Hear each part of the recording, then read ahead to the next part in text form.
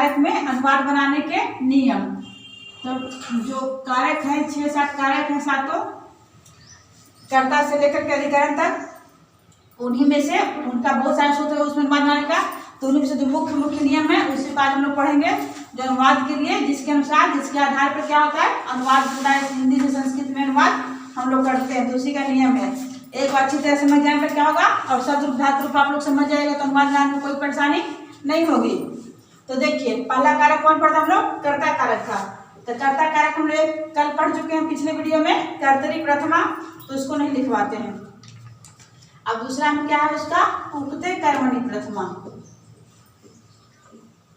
उक्ते कर्मणि प्रथमा, यहाँ समझना है। यहाँ क्या है, ऐसे हम लोग पिछले वीडियो में देखे विभक्ति के अनुसार कर्म कारण कौन विभक्ति होती है, द्वितीय विभक्ति होती है कर्ता कर्म कारक में।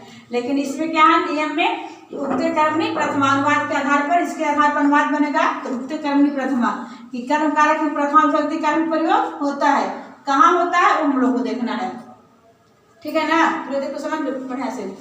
तो क्या उक्ते कर्मणि प्रथमा, ऐसे कर्म कारक कौन विभक्ति होती है, कर्म कारक कौन विभक्ति होती है, द्वितीय, कर्मणि द्वितीय होती है। लेकिन वाक्य में कर्मणि प्रथमा होता है तो कब, जब क्या होता है, अगर वाक्य क्या हो वाच्य में हो, वॉइस कर्तृवाच्य कर्मवाच्य भाववाच्य जो होता है, तो कर्मवाच्य के कर्म में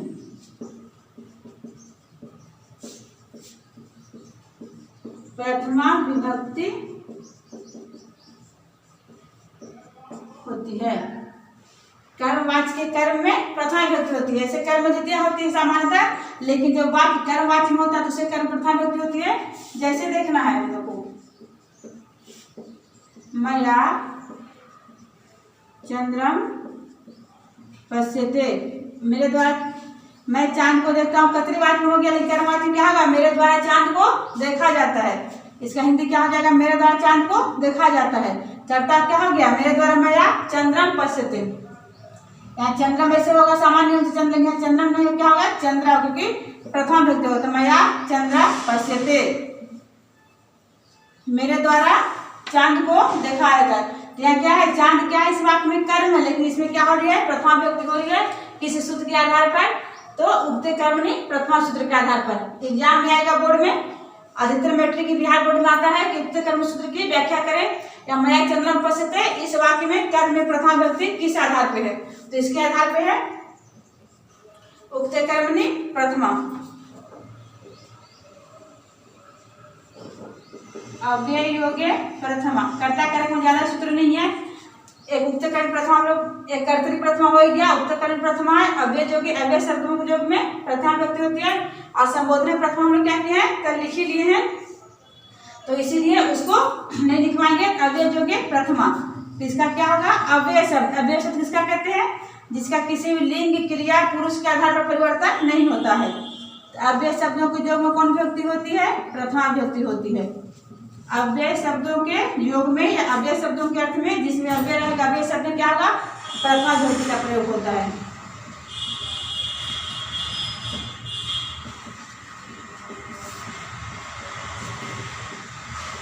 अव्यय शब्दों के योग में प्रथमा विभक्ति का प्रयोग होता है।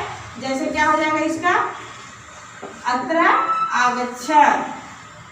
एक ही अनुवाद, एक ही उदाहरण देके जल्दी समझाते हैं, क्योंकि और आप लोग खुद से इसको बना लीजिएगा, समझ जाएगा तो बहुत सारा उदाहरण हो जाएगा केवल समझने के लिए। तो यहाँ क्या हो जाएगा, अत्र आगच्छ। अत्र क्या है, यहाँ अव्यय है, इसमें क्या होगा प्रथमा विभक्ति का प्रयोग होगा। तो कर्ता कारक में उक्ते कर्म प्रथमा हो गया, कर्तरी प्रथमा, अव्यय योगे प्रथमा और संबोधनी प्रथमा हो गया। चार इसके लिए महत्वपूर्ण है। एक नाम होता है कि अभिधेय प्रथमा होता है, कि नाम जिसका नाम होता है, ऐसे भी नाम लोग प्रथमा विभक्ति का प्रयोग करते हैं, तो उसको ज्यादा नहीं सोचना है। अलग से दूसरा चलते हम लोग कर्म कारक। तो कर्म कारक में क्या क्या पढ़ लिए, कर्मणि द्वितीय, तो मालूम है कि कर्म कारक में क्या द्वितीय विभक्ति होती है, उस वो भी पिछले वीडियो में, तो उसको भी नहीं लिखवाएंगे। अगला है अभिता, अभिता है परिता, उभयता, सर्वता, योगे द्वितीया। क्या देखना है? अभिता, परिता, उभयता, सर्वता, योग्य, द्वितीया। मतलब अभिता मतलब किनारे, चारों ओर, दोनों ओर, सभी ओर, ऐसा शब्द आ जाएगा। किनारे, चारों ओर, दोनों ओर, सभी ओर, ऐसे शब्दों की जब क्या होती है? द्वितीय विभक्ति का प्रयोग होता है। ठीक है, थोड़ा इसका हिंदी लिख देते हैं, समझने में आसानी हो जाएगी। दोनों ओर, एक क्रम से नहीं लिखा हुआ परिभाषा, ऐसे लिखते हैं। दोनों ओर, चारों ओर, किनारे, सब ओर। शब्दों के योग में अगर वाक्य में किनारे, चारों ओर, सभी ओर ऐसा रहेगा शब्द वाक्य, तो क्या होगा? उसमें किसमें होगा? द्वितीय विभक्ति प्रयोग होगा। शब्दों के योग में द्वितीय विभक्ति का प्रयोग होता है। आप लोग अच्छी तरह इसको समझ जाइए, वीडियो को बार बार देख के अच्छे से समझ जाइए। इसके बाद अनुवाद आप लोग को बहुत आसान हो जाएगा। और अनुवाद में ज्यादा मार्क्स 8 या 9 मार्क्स का आता है। इस बार पता नहीं कितना बिहार बोर्ड में मैसेज चैनल है, 10 क्वेश्चन मार्क्स 20 नंबर का अनुवाद आता ही आता है। तो अगर उसको कवर कर लें तो 20 नंबर आपका आसानी से आ जाएगा। तो सब और कारक शब्दों को जब में दोनों और चारों ओर, किनारे, सब वो ऐसा शब्द रहेगा तो उसके में क्या होगा? उसमें द्वितीय विभक्ति का प्रयोग होता है।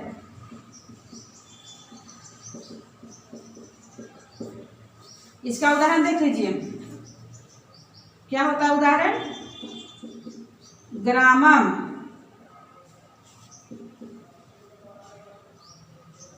परिता लिख देते हैं।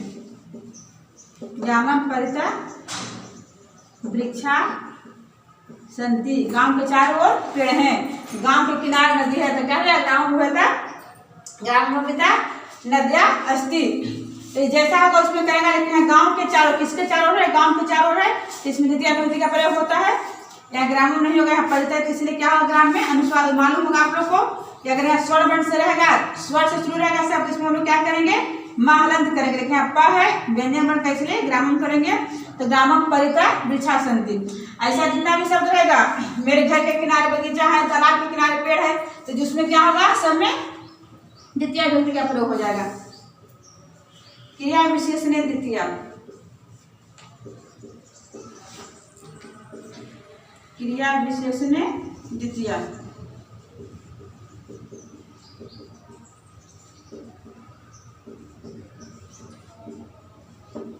मतलब क्या है इसका सूत्र? क्या संस्कृत भी याद करना और समझना होगा आपको, हिंदी समझ लेना है। लेकिन सूत्र की व्याख्या भी करने के लिए आता ही आता है मैट्रिक एग्जाम में। तो जो भी मैट्रिक के विद्यार्थी हैं उसके बहुत उपयोगी वीडियो है, ध्यान दीजिएगा आप लोग। तो क्रिया विशेषण द्वितीय, और ऐसे वीडियो को और सब्सक्राइब चैनल कीजिएगा। बहुत सारे वीडियो ऐसा आपका आएगा जो मैट्रिक एग्जाम के लिए, बोर्ड के एग्जाम के लिए बहुत ही महत्वपूर्ण होगा, लाभदायक होगा आप लोग के लिए। उसको पढ़िएगा, ध्यान से देखिएगा। तो क्रिया विशेषण द्वितीय, क्रिया विशेषण किसे कहते हैं? मालूम होगा कि जो क्या होता है? क्रिया की विशेषता बताने वाला शब्द क्या होता है? क्रिया विशेषण होता है। तो क्रिया विशेषण शब्द में, क्रिया विशेषण शब्द में क्या होता है? द्वितीय विभक्ति का प्रयोग होता है। इसी के आधार पर अनुवाद आप लोग एक सूत्र पढ़ेगा और उसका अनुवाद बना सकते हैं। जो सहचर्य की किताब होती है, सहचर्य किताब में क्या होता है? हर उसका कारक हर विभक्ति के अनुसार उसका उदाहरण रहता है। उसको आप लोग सूत्र के देख देख के बना के समझिएगा, रिवीजन हो जाएगा, आप लोग का अभ्यास हो जाएगा। तो क्रिया विशेषण शब्दों में द्वितीय विभक्ति होती है।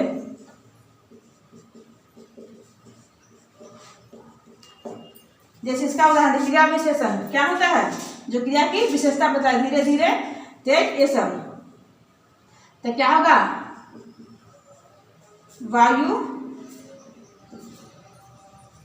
मंदम मंदम वहती, हवा धीरे धीरे चलती है। चलना क्या है? क्रिया हो गया।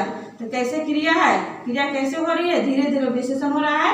तो क्रिया विशेषण क्या हो जाएगा? मंदम मंदम पवनम बहती, वायु बहती। तो क्या हो गया? क्रिया विशेषण, इसमें द्वितीय विभक्ति का शब्द का प्रयोग हो जाएगा।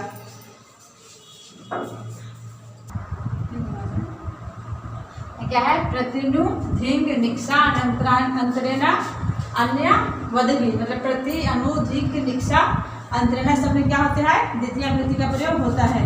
लिख लेते हैं। प्रति मतलब और होता है, अनु मतलब पीछे होता है, निक्षा मतलब निकट होता है।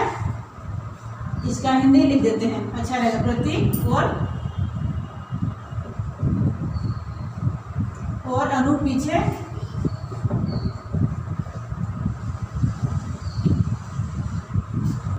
प्रति मतलब और, अनु पीछे, निक्षा मतलब निकट, अंतरेण मतलब बीच में, दोनों को जो मध्य होता है बीच में, वैसे अंतरा, अंतरेण, अंतरा यावत मतलब जैसे, प्रति, अनु, निक्षा, अंतरेण, अंतरा, यावत, ऐसे शब्दों को जब क्या होती है द्वितीय विभक्ति का प्रयोग होता है। शब्दों के योग में द्वितीय विभक्ति का प्रयोग होता है।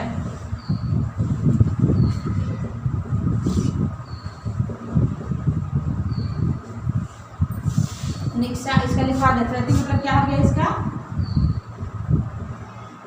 और पीछे, और पीछे, निकट,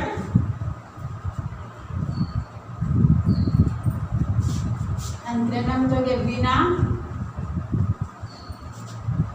अंतरा मतलब बीच, मध्य में, यावत मतलब जैसा, जिस तरह का, ऐसे शब्द को जो क्या होती है द्वितीय विभक्ति का प्रयोग होता है। इसका उदाहरण जैसे देख लेते हैं, मम गृहम निक्षा,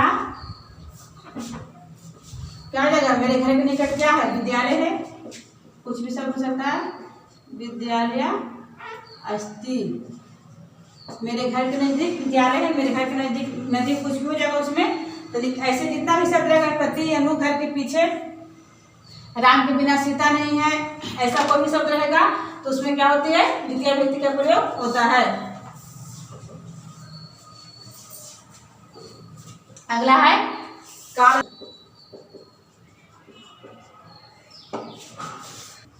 अगला क्या द्वितीय विभक्ति कार्य का कर्म के अलावा कहाँ का द्वितीय प्रयोग होता है हम लोग पढ़ रहे हैं। तो काला ध्वनो अत्यंत संयोगी द्वितीय, काला ध्वनि अत्यंत संयोगी द्वितीय, अलग विच्छेद पढ़ेंगे तो हो जाएगा। काला ध्वनि मतलब क्या हो जाएगा, कालवाचक, काल मतलब समयवाचक और मार्गवाची, वाचक या वाची दोनों हो जाएगा। वाची शब्दों में, कालवाची और मार्गवाची शब्दों में क्रिया का क्या होता है, अत्यंत लगाव या कुछ होता है, अत्यंत लगाव प्रकट होता है, मतलब जुड़ी होती है क्रिया से, जो शब्द जुड़ा होता है उसमें द्वितीय विभक्ति का प्रयोग होता है। तो कालवाचक और मार्गवाचक अगर वाक्य रहेगा उसे शब्द में जो शब्द क्या होता है क्रिया से जुड़ा हुआ, पूरे वाक्य में लगता है कि जुड़ा हुआ है, उसमें क्या होता है द्वितीय विभक्ति का प्रयोग होता है, अत्यंत लगाव प्रकट होता है, उसमें द्वितीय विभक्ति का प्रयोग होता है।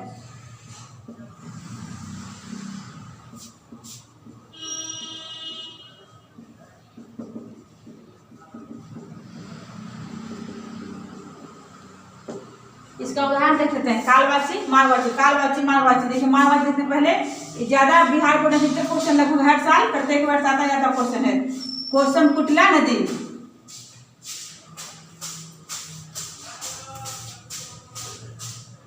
कालवाचक मारवाची क्या बोले, बिहार बोर्ड में बहुत ही महत्वपूर्ण होता है, आता ही अधिकतर है प्रत्येक साल। क्रोशम कुटिला नदी, शायद हम लोग एग्जाम में तभी से बिहार बोर्ड में पूछा जा रहा है। क्रोशम कुटिला नदी मतलब क्या आता है, नदी कोस भर टेढ़ी है। तो टेढ़ना, टेढ़ा होना क्या है, इसका क्रिया से अत्यंत लगा दिखा है, नदी जहां तक जाएगी वहां तक क्या है, टेढ़ी है। मासम व्याकरण अपठत, इसमें हो गया किसमें, कालवाचक समयवाचक में। मासम व्याकरणम अपठत, महीने भर में व्याकरण पढ़ लिया। और इसके तृतीय विभक्ति मासन भी होता है, इसमें ऐसे मार्गवाची कालवाचक में तृतीय विभक्ति प्रयोग, तृतीय हम लोग करण काल में पढ़ेंगे, लेकिन यहाँ क्या होता है इसमें द्वितीय विभक्ति प्रयोग होता है। तो अगर रहेगा कि मासम व्याकरण अपठत किस सूत्र के आधार पर दिया हुआ है तो क्या लिखेंगे, काल ध्वनो अत्यंत संयोगे द्वितीय। इतना समझ आ गया आप लोग को। अब करण काल द्वितीय विभक्ति बस इतना ही है, ऐसे बहुत सारा पढ़ा, लेकिन जो बहुत ही महत्वपूर्ण है उसी को लिखाया जा रहा है और इससे अधिक आने वाला भी नहीं है। इतना आप लोग पढ़ लीजिएगा, कंप्लीट कर लीजिएगा तो आपका 90 से ऊपर मार्क्स आ सकता है। अगर समझ के पढ़ लिए तो समझने वाली बात है, समझना होगा। रटने से ज्यादा। अब हम लोग चलते हैं करण कारक। करण कारक में कौन विभक्ति होती है? तृतीया विभक्ति। चिन्ह क्या होता है? से द्वारा। किसको कहते हैं? जो क्रिया में, जो क्रिया को करने में अत्यंत सहायक होता है वो क्या होता है? करण कारक। अभी लिख रहे हैं किससे? मार्कर से। लिखना क्या क्रिया हो रहा है, तो लिखने वाला काम कौन कर रहा है? मैं तो करता हूँ ही मैं, लेकिन उसके सहायता, लिखने में सहायता क्या है? कलम है, मार्कर है। इसके बिना हम लोग लिख सकते हैं? नहीं लिख सकते हैं। सहायता अत्यंत सहायक ही है, तो क्या हो गया? ये करण कारक हो गया। मार्कर कलम से लिखते हैं, पेंसिल से लिखते हैं, जो भी होगा उसमें पैर से चलते हैं, तो उसमें क्या हो गया? वो करण कारक जो क्रिया में अत्यंत सहायक होता है। आगे हम लोग बढ़ते हैं, तो करने तृतीया लिख दिया, वो पढ़ा हुआ हम लोग का। अब इसका बहुत ही महत्वपूर्ण है, जो क्या है इसका सूत्र? एनांग विकारक। एनांग विकारक आता ही आता है क्वेश्चन है कि एनांग विकारक का उदाहरण दे या एनांग विकारक के व्याख्या करें, या कोई अनुवाद रहेगा, दिया हुआ वाक्य रहेगा, किस आधार पे है, तो एनांग विकारक मतलब क्या होगा? इसमें तृतीया तो नहीं लिखा था, ऐसा भी लिखा है, हम भी नहीं लिख रहे हैं। एनांग कर तृतीया लिखा है तो आपको समझ तृतीया व्यक्ति होती है, लेकिन एनांग विकार लिखा है तो क्या होगा? एनांग मतलब क्या होता है? अंग। तो किसी भी अंग में, वाक्य में क्या है? कोई अंग में विकार है, अगर ऐसा वाक्य है कोई अंग का विकार वाला है, वाक्य में कोई अंग में विकार क्या होता है? दिखाया जाता है, प्रकट होता है। अगर वाक्य की ऐसा क्या है? अंग में विकार प्रकट किया जा, दिखाया जा रहा है, तो उस अंग में, किस अंग में जिसे विकार दिख रहा है या उसे विकार कहा जा रहा है, उस अंग में तृतीया विभक्ति होती है। ये बहुत ही महत्वपूर्ण सूत्र है, जो भी है बहुत महत्वपूर्ण है। उसमें से आगे आप लोग पढ़ना जरूरी है, समझिए आप लोग। उस अंग में क्या होगी? तृतीया विभक्ति होती है। आप लोग समझ लीजिएगा। बार कार्य के अनुवाद बहुत ही आसान हो जाएगा, लेकिन शब्द रूप को आप लोग कवर करना पड़ेगा, शब्द रूप को पढ़ना पड़ेगा। बिना शब्द रूप के तृतीया विभक्ति और चतुर्थी विभक्ति मालूम नहीं होगा। तो शब्द रूप को तो 4 बार देख लेना। अकारांत, बस एक अकारांत में, अकारांत में एक इकारांत, जिसका अंत रहेगा मुनि साधु, तो उसका अनुसार साधु कौन सा? बहुत सारा चलेगा। उस वसु वधु से इसी तरह से बालक है तो बालक में बहुत सारा जितना जगह अकारांत पुल्लिंग हो जाएगा, उसके अनुसार ध्यान देखना है। पहले शब्द रूप बाद में देखेंगे, पहले इसको देखते हैं हम लोग। तो वाक्य में कोई अंग में विकार प्रकट होता है, तो उस अंग में क्या होता है? तृतीया विभक्ति होती है। जैसे पादेना खंजर, पैर से लंगड़ा है, तो किससे लंगड़ा है? पैर से लंगड़ा है, तो यहाँ क्या हो जाएगा? पैर में क्या हो गया? तृतीया विभक्ति हो गया। नेत्रेण कान, नेत्र से क्या है? वो आंख से काना है। यहाँ देखिए नेत्रेण कान में एक काना किसको बोलते हैं? ऐसे गलत बोलते हैं दिव्यांग, किसको दिव्यांग? दिव्यांग हम लोग अनुवाद पढ़े तो इसी के अनुसार बोलना वाला भाषा का प्रयोग करना पड़ेगा। तो काना किसको कहा था? बोलचाल में जिसका एक आंख खराब होता है, इसको काना हो गया। तो एक का काना रहेगा तो क्या होगा? एक आंख। और अंधा रहेगा, आंख से अंधा है, तो उसमें क्या होगा? द्विवचन का नेत्रेण, नेत्राभ्याम का प्रयोग, नेत्राभ्याम अंधा। किस तरह से इसका प्रयोग होता है? कर्णेन बधिरा, कान से बहिरा है, अगर दोनों कान से बहिरा हो तो उसका द्वितीय विभक्ति हो जाएगा। तो हम लोग को देखना है शब्द के अनुसार कौन भी शब्द है उसके अनुसार विभक्ति का प्रयोग किया जाता है। अगला चलते हैं सहार्थ तृतीया।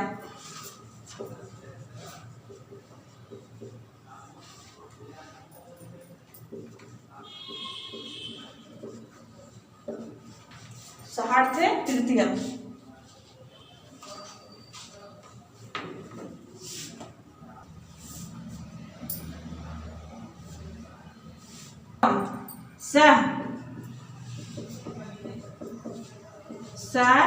साकम साधम, ऐसे शब्दों का अर्थ क्या होता है? ऐसे शब्दों का अर्थ मतलब सात, साकम सा, इसका हिंदी क्या होता है? साथ होता है। तो ऐसे शब्द जहाँ रहेगा वाक्य में साकम साधम, अर्थात मतलब क्या हो गया? साथ के साथ भी कर देंगे, के साथ शब्दों के योग में के साथ वाले शब्दों के योग में तृतीया विभक्ति का प्रयोग होता है।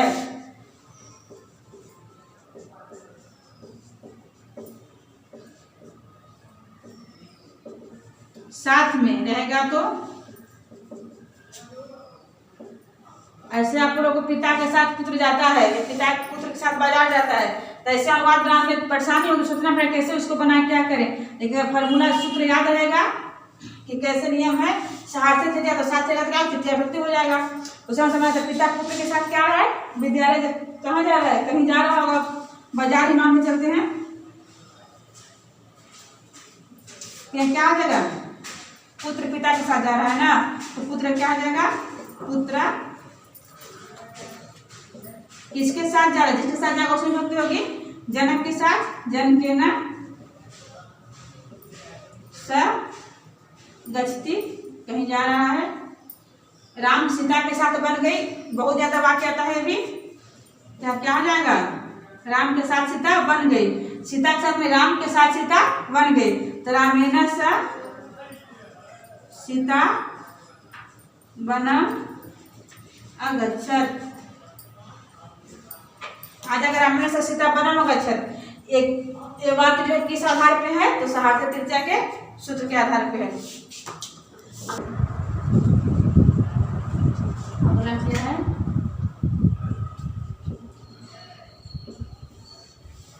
इत्थम भूतलक्षणे व उपलक्षणे तृतीया। इत्थम भूतलक्षणे व मतलब या उपलक्षणे तृतीया, जिसमें लक्षण प्रतीत होता है, उसे क्या कहते हैं, उसे तृतीया कहते हैं। उपलक्षण क्या होता है, चिन्ह, क्या होगा, चिन्ह, या 28 का क्या लिखेंगे, जिसके पहचान के लिए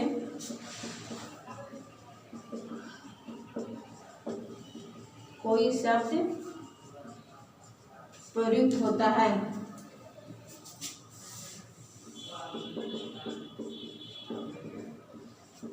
उसमें उस शब्दों में जो उसकी पहचान के लिए प्रयुक्त हो रहा है, उसमें क्या होती है, तृतीया विभक्ति का प्रयोग होता है।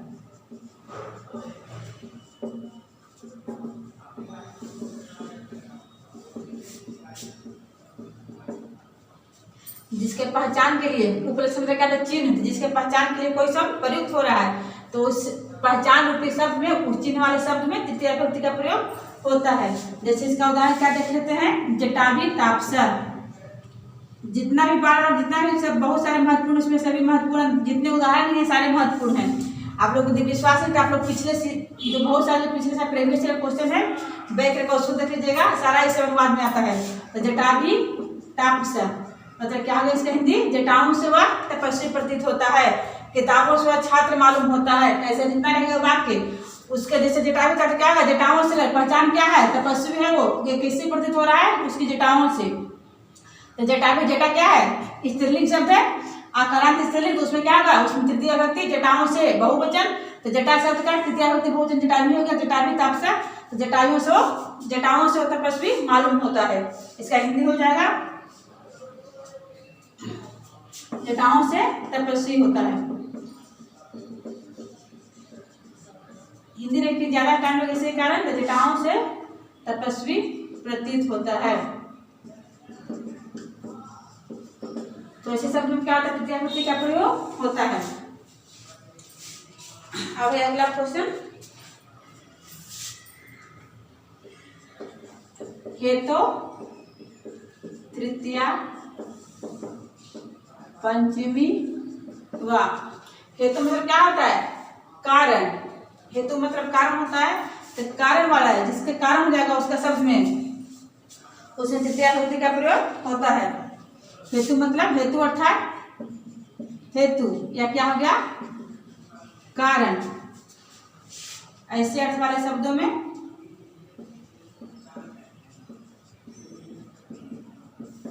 हेतु जिसके कारण के लिए शब्द, जिस बात में रहता है कि उसके कारण वो काम हो रहा है, क्रिया हो रही है, तो उसमें क्या है, तृतीया विभक्ति का प्रयोग होता है। हेतु कारण के अर्थ वाले शब्द में किसका प्रयोग होता है, तृतीया, या यहाँ वाह है, वाह मतलब या तृतीया पंचमी दोनों का प्रयोग होता है। इसमें तृतीया पंचमी दोनों के लिए आपका है, तृतीया या पंचमी विभक्ति का प्रयोग होता है।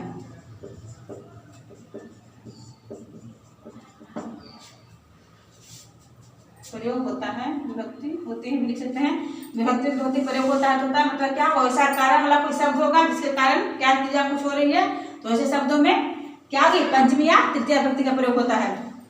तृतीया विभक्ति क्या लगती है? तृतीया पंचमी। जैसे देखिए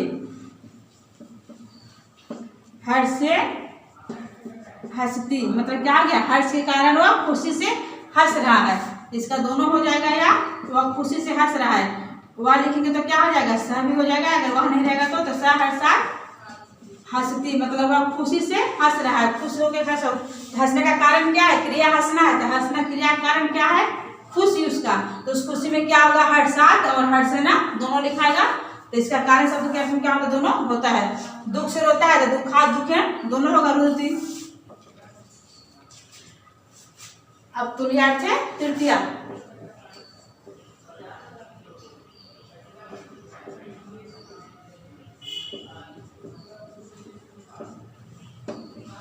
तुल्यार्थ से तुलना मतलब क्या होता है? तुलना करना। तुलना तुल्यार्थ मतलब तुलना, कंपेयर जो बोलते हैं तुलना वाले शब्दों में। इसका परिभाषा मतलब संक्षेप में लिखा दें कि आप लोग को समझ में ज्यादा हो जाए, कम मतलब टाइम में समझ में ज्यादा आ जाए। आप लोग को लंबा चौड़ा लिखना कोई फायदा नहीं है। तो जिससे तुलना की जाती है,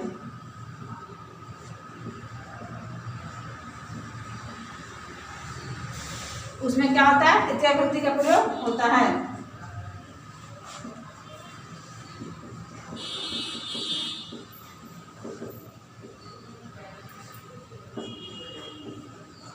उन शब्दों में तृतीया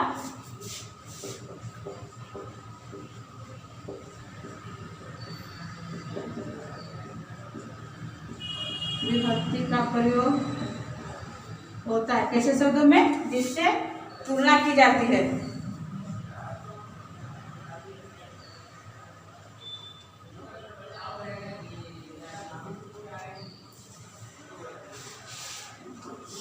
धनेन तुल्य, इसमें षष्ठी विभक्ति का प्रयोग होता है। ठीक है, लेकिन इसमें फॉर्मूला सूत्र तुल्यार्थ तृतीया या षष्ठी भी कर सकते हैं, दोनों होता है। तृतीया या षष्ठी वा अधिकतर, लेकिन तुल्यार्थ में तृतीया ही रहता है। लेकिन उसमें दोनों रहेगा तो षष्ठी वा क्या होगा? धनेन तुल्य, धन के समान, या उसके बाद लिख सकते हैं धन के समान क्या है? धन के समान मान नहीं है। धनेन तुल्य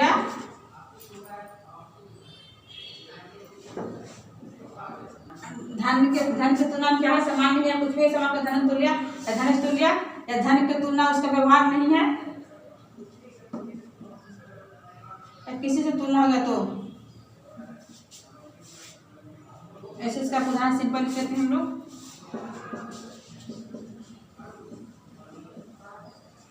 रामन्ना तुल्य श्याम बुद्धिमान। ठीक है, क्या है? श्याम ज्यादा से ज्यादा बुद्धिमान है। तो किससे तुलना की जा रही है? राम से। तो राम की तुलना में क्या है? श्याम बुद्धिमान है। अस्ति भी करेंगे, नहीं बस्ती करेंगे तो कोई दिक्कत नहीं है। तो राम की तुलना में कौन है? श्याम बुद्धिमान है। तो एक तृतीया हो गया, यहाँ षष्ठी हो जाएगा तो क्या होगा? रामस्य तुल्य श्याम बुद्धिमान है, ये भी हो जाएगा। तो जिससे तुलना की जाती है उसमें क्या होता है? तृतीया विभक्ति का प्रयोग किया जाता है। तो इसमें क्या है? जितने 7 कारक जो कल पढ़े थे उसमें से 7 कारक में अभी 3 कारक आज कंप्लीट किए हैं। जो 3 कारक जो महत्वपूर्ण है सूत्र उसको बताया गया है। बाकी अगला जो है चतुर्थी से संप्रदान कारक से आपको कल अगले वीडियो में बताया जाएगा। तो वीडियो ज़्यादा लंबा हो जाएगा। और ऐसे वीडियो के लिए वीडियो के लिए जो आप इसको देख रहे हैं, वीडियो को देख रहे हैं, उसको सब्सक्राइब कीजिए, चैनल को लाइक कीजिए, क्योंकि बिहार बोर्ड के छात्रों के लिए बार उठाया जाएगा, बहुत ही महत्वपूर्ण क्वेश्चन है।